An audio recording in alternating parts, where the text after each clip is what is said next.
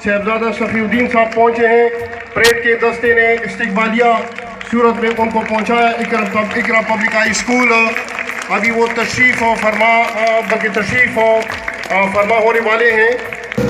ये दस्ता देख रहे हैं जिस तरीके से वेरी गुड शाबाश। यहाँ देख रहे हैं इस्लामी भी है, सलाम और ये इस्लामी की जे काबिलियत दा टैलेंट दा अल्लाह पाक दास यो जहानत राखड़ा